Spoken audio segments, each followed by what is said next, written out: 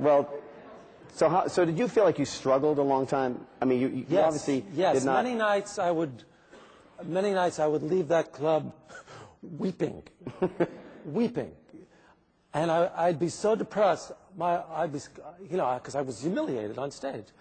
I'd be kind of slack-jawed, I'd stop by, I'd buy like ice cream, I'd go into Smilers on 9th Avenue at 3 o'clock in the morning. I'd pick up some ice cream.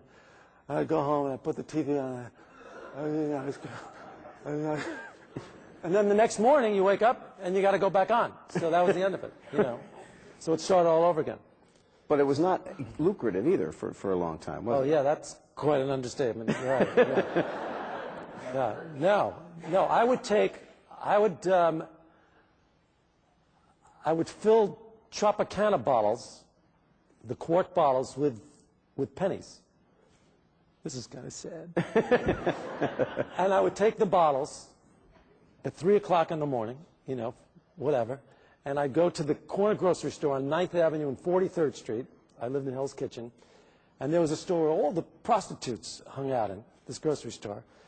And I would go into the grocery store with my Tropicana bottle, and I would empty the pennies on the counter, and I would get a can of Chef Boyardee. And that was my life. And I'd buy the can, count the pennies, and take home my pennies, take home the change. So pathetic. And it didn't build character either. It's supposed to. It's supposed to. But it didn't work. I still had no character. Yeah. And didn't you kind of resent the rich people, the people who'd made it? Couldn't understand how anybody could make money.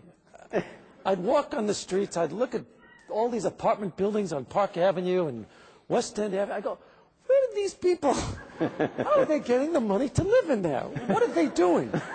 How did they all have money? How are these people getting in cabs? Where did they get the money to get in a cab? I didn't know. It was a mystery to me.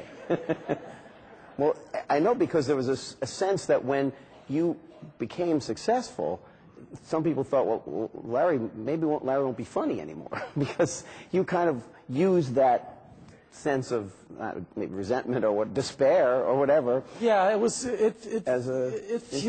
fueled some hostility that I had, but you'd be surprised it was an easy transition.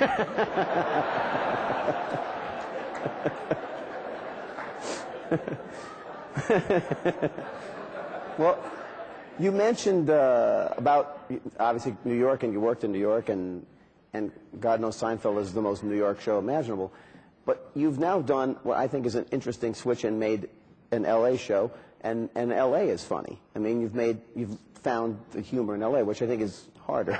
I guess that's my impression. But did you find that, or is it just as easy for you to come up with stuff to make fun of that place? I'm not really consciously doing that. I feel like if I was in New York, the show would be exactly the same. Content-wise. Mm-hmm. I mean, obviously, there are things that are different, homes versus apartments, things like that. But yeah. I think the core of the show, though, it doesn't matter. It's more about human interaction, social intercourse, things like that. Mm-hmm. Well, I want to ask you what it is you think the show is about. Is it a lot of people would analyze it and say, well, you're observing society and you're commenting on it from the point of view of a guy who has a irascible point of view or a misanthropic point of view.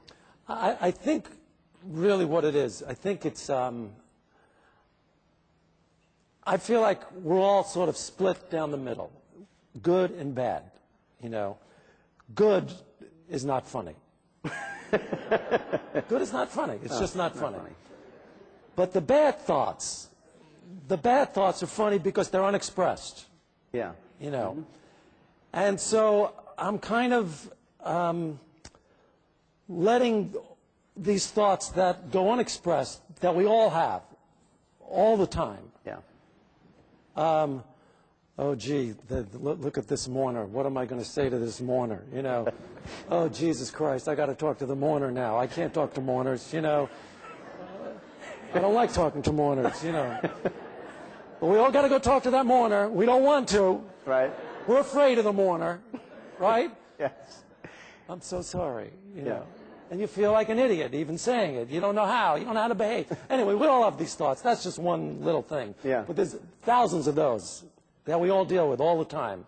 And so it's being able to get that bad side, that funny bad side out. And that's why people really can relate to it, because it comes from a place inside that somebody else is expressing, Yeah. I think, and that we're relating to on that level. And I think that's why people like it. Yeah, because all of us think, well, you know, I'd like to be able to argue with this guy the way he's doing it. Right. Because Or This bring is up a or super bring up the silliest things person or bring and- up the things that we're thinking about. Right. Like, if some guy's annoying you in the show, you tell him he's annoying you. Right. For example. Yeah. And most of us are too polite, I guess, to do that. Of And course, your of course we're character- too polite. You know, when I was out to dinner, and I said to the guy, "Thanks very much for the dinner," and the woman said, "Aren't you going to thank me?" "Oh, of course, thank you too." Yes. As soon as I left the restaurant, "Don't thank woman for dinner." You know. Yeah.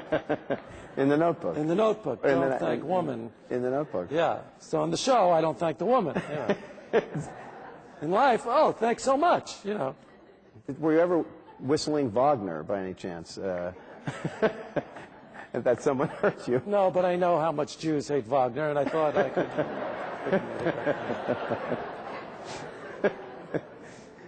Have you thought about, does it ever give you any pause to think about sort of the cultural impact you have had?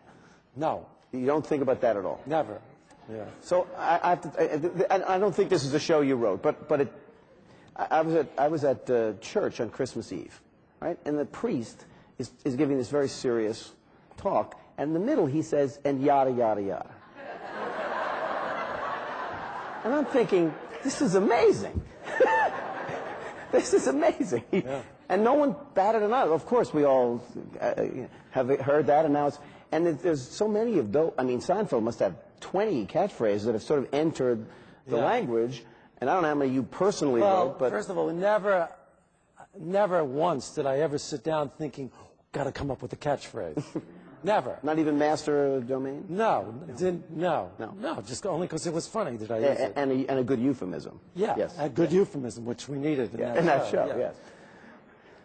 Yeah, so no, I didn't write Master of Your Domain so people would go around saying, you're Master of Your Domain. Yeah. And if I read a script by one of the other writers where I thought that they were trying to inject a little catchphrase, I would take it out. I Yeah. wouldn't use it. So they were all organic to whatever the show was. But if you hear them in general use now, do you say to yourself, wow, not that there's anything wrong with that. I mean, people will say that routinely. You know, I mean, it's like routine now. I said it myself. And the you other just day did it the other day in the Yeah, column, right, yeah. So it's like this thing that's transferred into the culture. Yeah. Well, that was a particularly good one. That not that there's anything. Did you write that one? Yeah. Well, You had a hand in it. it's a controversial subject. So. I should have known. But, no, it just strikes me that as a, you were stand-up, you did all, and then you became a writer. You didn't really think of being a sitcom writer before. No, never once did I think about it. It just happened this way, organically. It happened because of my relationship with Jerry. We were both comedians, and he was getting popular from his Letterman and Tonight Show appearances, and NBC wanted to do a show with him. Right. And then he approached me at Catch a Rising Star, and we went into a grocery store and started talking about the products, and this is what the show should be.